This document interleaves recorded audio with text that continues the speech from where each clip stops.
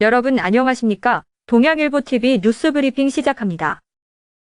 국민의힘 차기 지도부를 선출하는 전당대회를 하루 앞둔 7일, 주자 간 진흙탕 싸움이 벌어지면서 고발 조치에 이어 불복이라는 단어까지 나왔습니다. 전대 이후에도 주류와 비주류 간 갈등이 적지 않을 것이란 관측도 나오고 있는데요. 결선 투표에서의 역전을 노리는 안철수 후보는 일부 대통령실 행정관들의 전당대회 개입 의혹을 거듭 제기하면서 황교안 후보와 공동 기자회견을 열고 여론조사 선두인 김기현 후보의 사퇴를 요구했습니다. 안 후보 측은 의혹이 제기된 행정관들이 소속된 강승규 시민사회 수석을 고위공직자범죄 수사처에 고발하며 대통령실과 정면으로 대립각을 세웠는데요. 안 후보는 김 후보 당선 시 경선 불복 가능성을 묻자 수사 결과가 나오는 것을 보고 그때 판단하겠다. 선거 결과를 보고 판단하겠다며 즉답을 피했습니다.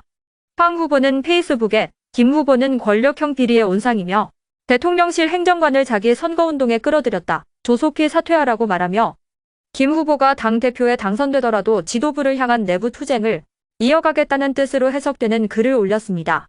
두 후보의 이런 움직임에 대해 김 후보 측은 막장 내부 총질이라며 강력히 반발했는데요. 이에 대해 김 후보 측 김시관 수석대변인은 논평을 내고 안 후보는 투표 결과에 승복하겠다는 질문에 수사 결과를 보고 판단하겠다고 답했는데 사실상 경선 불복 선언이나 다름없는 충격적 발언이라며 패색이 짙어졌다고 두 후보가 힘을 합쳐 당원들의 명령마저 듣지 않겠다고 선언하는 것이라고 비난했습니다. 천하람 후보는 안황 후보와는 거리를 뒀는데요. 천 후보는 두 후보의 회견 후 페이스북에 대통령실 선임 행정관의 선거 개입과 김 후보의 문제점은 명확히 지적해야 하지만 전당대회 불복이나 과격한 투쟁으로 가서는 안 된다고 적었습니다. 한편 국민의힘 차기 지도부를 선출하는 3.8 전당대회 투표율이 55.1%로 최종 집계됐는데요. 이번 전당대회 선거는 당원 선거인단 투표 100%로 이뤄졌으며 투표율은 지난 2021년 전당대회 최종 당원 투표율 45.36%보다 높은 역대 최고치입니다. 당권 주자의 경우 과반 득표자가 없으면 1위와 2위 득표자를 대상으로 결선 투표를 진행해 12일 신임 당대표를 확정합니다. 정부가 발표한 제3자 변제 방식의 일제 강제징용 피해자 배상 문제 해법을 놓고 사회적 논란이 커지는 가운데 윤석열 대통령이 모든 책임은 내게 있다고 밝혔습니다. 윤 대통령은 국정 지지도 하락 등 단기적인 정치적 타격을 감수하더라도 조기에 한일 관계 정상화를 매듭지어야 한다는 의지가 강했던 것으로 전해졌는데요. 과거 정부처럼 여론을 의식하며 좌고우면하는 데서 더 나아가 국민적 반일 감정을 정치적으로 이용해서는 안 된다는 생각이 확고했다는 것이 대통령실 관계자들의 설명입니다. 이 같은 결단에는 경제적 효과에 대한 자신감이 깔렸다는 분석이 지배적인데요. 윤 대통령은 수출 규제 해제, 화이트리스트 재편입을 넘어 한일 경제 교류가 본격 활성화되면 국내 기업의 큰 수혜로 돌아올 것으로 확신한 것으로 알려졌습니다. 정부는 이번 협상 타결로 핵심 수출 품목의 대일 수출이 보다 확대되고 K-팝 등 한류 확산을 통해 콘텐츠, 소비재의 일본 시장 진출도 크게 늘 것으로 기대하고 있습니다. 이는 윤 대통령이 지난달 23일 수출전략회의에서 K-콘텐츠 수출을 독려하며 모든 외교의 중심을 경제와 수출에 놓고 최전선에서 사투를 벌이겠다고 선언한 것과도 맞아떨어지는 대목입니다. 1965년 지어진 청주시청사 본관동이 58년 만에 역사의 뒤안길로 사라집니다. 7일 청주시는 문화재청과의 부분 보존 협의가 마무리됐다며 본관동 철거 공사를 시작한다고 밝혔는데요. 시는 문화재청과 함께 문화재, 역사, 건축, 구조 등 전문가들로 청주시청사 구 본관동 논의 협의체를 구성해 지난 1월부터 5차례에 걸쳐 본관동 보존 방안 마련을 위한 논의를 진행했는데 그 결과 협의체는 본관동 중 1층 로비, 와플 슬라브 구조와 연결되는 일부 파사드를 3층까지 보존하고 이축 가능성을 검토할 수 있도록 제안 권고했고 기록화 사업을 추가로 제안했습니다.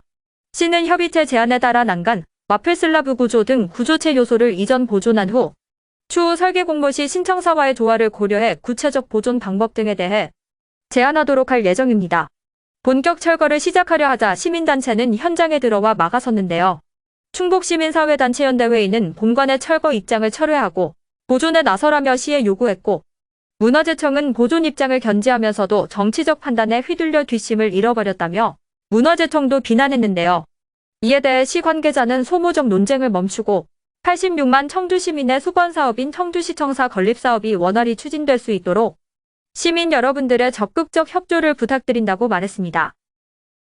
4년간 조합을 책임질 일꾼을 뽑는 조합장 선거의 날이 밝았습니다. 오늘부터 충북에서는 일반 투표소 117곳과 특별 투표소 14곳 등 131개 투표소에서 76명의 농협, 산림조합장 선거가 진행되는데요. 대전, 세종, 충남에서는 238개 투표소에서 183명의 농수 산림조합장을 선출하는 투표를 하게 됩니다.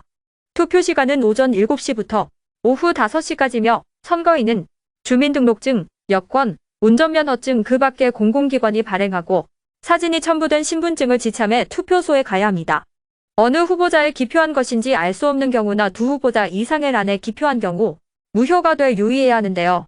개표 결과는 중앙선관위 홈페이지 및 동시조합장 선거 통계 시스템에서 확인할 수 있습니다. 청주미술의 흐름과 가치를 확인할 수 있는 전시회가 관람객을 찾습니다. 청주시립미술관은 오는 4월 16일까지 올해 첫 번째 전시 2023 소장품전 방향감각을 선보이는데요. 전시회는 미술관이 2016년 개관 이래 수집한 소장품 399점 중 108명 작가 175점의 작품으로 구성됐습니다. 1층 전시의 시작은 안승각을 기점으로 광복 전후 1940년대 이후 청주미술의 초기 형성 단계를 조명합니다.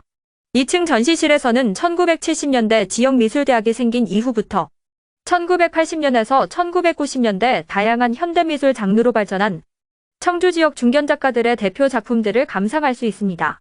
3층 전시실은 청주미술 창작 스튜디오 컬렉션을 통해 2000년대 이후 청주미술의 새로운 세대의 등장을 소개합니다. 지금까지 동양일보TV 뉴스브리핑이었습니다.